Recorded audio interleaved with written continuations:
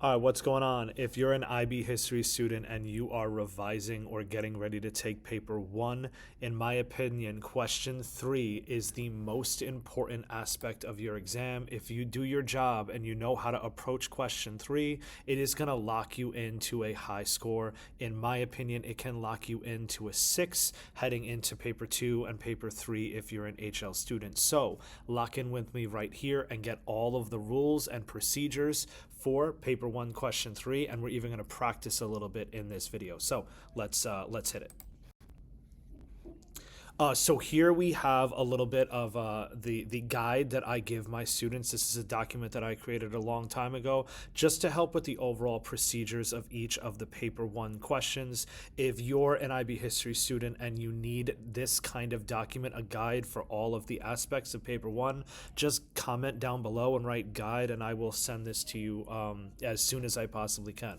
So question three, in a nutshell, it is a compare and contrast. That is the skill that is being asked of all of you, and it is a 6-mark question. So it is one of the most marks of any question on the IB history paper one exam, SL or HL, which is why I think if you do your job here and get a 4, 5, or a 6, you're kind of locking yourself into a high score, either a 5 or a 6, in my opinion. This is about 15 minutes worth of the exam, so you have to move fast here. If you stumble in question three, it's probably going to have really bad ramifications for that final essay you have to write in question four. Overall, I like to approach this as a 2-paragraph response. One paragraph is going to be your comparisons. The other paragraph is going to be your contradictions. You most certainly can write it as 4 paragraphs, one for each comparison, and then one for each of the 2 contradictions. That's fine too, but I think 2 paragraphs is the most efficient and quickest way to go through this.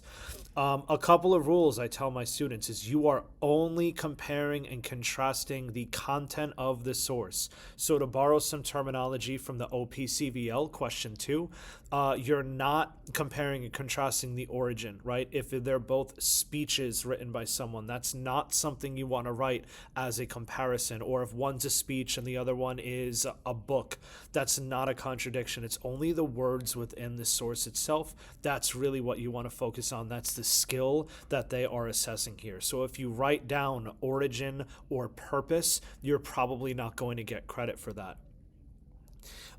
Use exact quotes. I'm going to give you a formula here in a second, and it's going to ask for contextual evidence, much like question 1A, right? Where if you have something that's an exact quote, write it down. If something is a longer quote, paraphrasing is okay, but you at least want a couple of words directly from the source to either prove your comparison or prove your contradiction. And then I have some kind of key phrases for you here, right? Like both sources are similar in that they both state, or for example, source 1 states ... and similarly source 2 refers to ... So those are a couple sentence starters to maybe help you out, but we're going to practice a little bit more. All right, if we scroll down our page here, I have a practice paper 1 question 3 for you. I'm going to let you guys pause. I'm not going to read the actual sources to you, but one is a source from AJP Taylor, and the other one is an excerpt from a book from Jane Kaplan, right? So again, pause, read that if you want to practice on your own. I'm just going to get down to kind of my formula for how to approach question 3.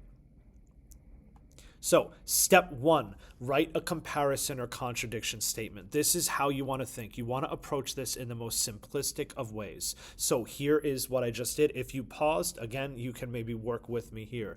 Both sources suggest that the Soviet Union was seeking security, right? That is my comparison statement. That's how I'm going to start off my thinking. That's how I'm going to start off the kind of skeleton of my answer. Step 2, find contextual evidence from the first source. All right. In quotes, this was a success from Soviet leaders as it had prevented what they had most feared, a united capitalist attack on Soviet Russia. That's an exact quote. I felt like it was short enough that I could write it down verbatim. Again, if you have to paraphrase, you can, but try to pull exact quotes when you can. Step 3, find contextual evidence from source 2. Soviet Union were urgently seeking security wherever it may be found. So in my opinion, those two sources, the context from both sources was saying the exact same thing. Step 4, write a conclusion statement. This is what's going to secure you the upper mark band for question 3. This is a conclusion of your first comparison. Both sources depict a chaotic, tension-filled Europe in the late part of the 1930s, and the Soviet government was seeking security and protection from Western aggression. I felt like that did a really good job of summarizing both of the comparisons. Now, step 5, put it all together. Right? So if you're on your exam and you're kind of bullet pointing these ideas down, start with that comparison statement, get your contextual evidence, come up with some sort of conclusion, and now on my answer sheet, I'm going to put it all together. So this is what I have. Both sources are similar in that they both, again, I'm making it super clear to the examiner that I am stating a comparison here. I'm saying it in my introduction before I get to my sentence. Suggest that the Soviet Union was seeking security, right? That was my comparison statement. For example, in source I, we see, in exact quotes, this was a success for Soviet leaders as it had prevented what they had most feared, a united capitalist attack on Soviet Russia. And in source L, I'm stating the source I got it from. That's another very important part. We see Soviet Union were urgently seeking security wherever it may be found, end quote. Now I'm going to hit them with my conclusion to secure those points. Therefore, both sources depict a chaotic, tension-filled Europe in the late part of the 1930s, and the Soviet government was seeking security and protection from Western aggression. That is that is a model paper 1, question 3 comparison answer, right? If you do that twice and then in the contradictions as well, you're setting yourself up for a 5 or a 6 out of 6 for this part of the exam. Now let's go to those contradictions, right? I did the exact same thing for you with the exact same sources. So again, if you didn't pause to read on your own, pause, read through, and work with me here. So my contradiction statement, I'm working in the exact same procedure. I'm going to start with a clear statement that I can build the rest of my answer around. Both sources differ in their mention of the invasion of Poland in relation to the Nazi-Soviet pact. Let's find some contextual evidence to back that up. Source I talks about how the Western powers would not fight to defend Poland without a Soviet alliance, and how Poland would be forced to surrender. But there was no mention of the agreement for the USSR and Germany to attack it. So I am backing up my point that both sources are different in relation to their opinion on what would happen with Poland.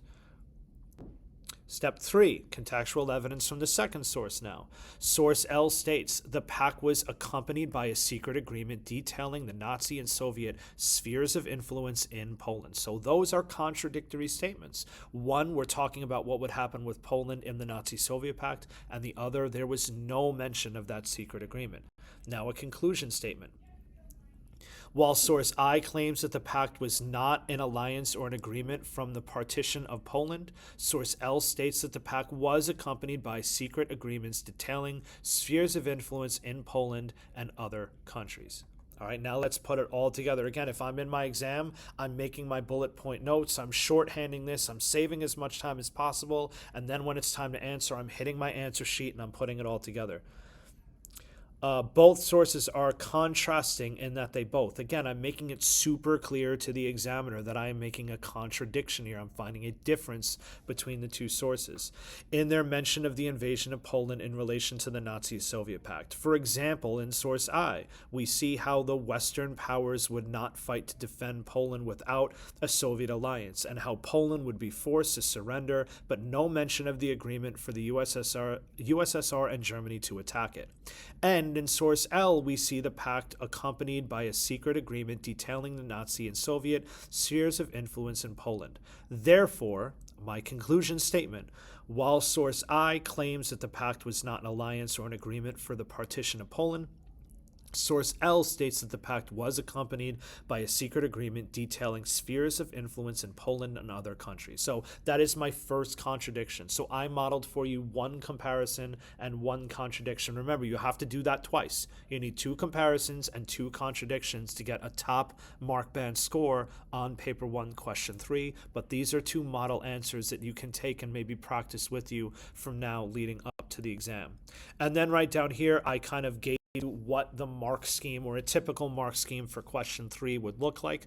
I do move to global war, so this is technically question 11 for my students, but the third question in whichever topic you're going to do. And that top mark band right here, the response includes clear and valid points of comparison and of contrast, right? So I've got clear comparison statements, I've got contextual evidence from both sources, and I've got a concluding statement that's going to secure me having that clear indication of the point of compare and contrast. So I'm securing myself in that 5 to 6 mark band. Again, if you do your job on the earlier questions, which I have videos on all of those earlier questions, if you pick up those easier points in the exam early on in the exam, and then you go into question 3 and you get a 5 or a 6 out of 6, you're almost guaranteeing yourself to get a 6. If you make a silly mistake here and there, don't do great on the essay, and nail this question, again, you're kind of cementing yourself in at the very least a 5, right? So that's how I go about teaching my students and working with my students for question 3. I hope that helped. I'll try to make a couple more videos maybe on question 4 next, but until next time, good luck on the exam and hope that helped.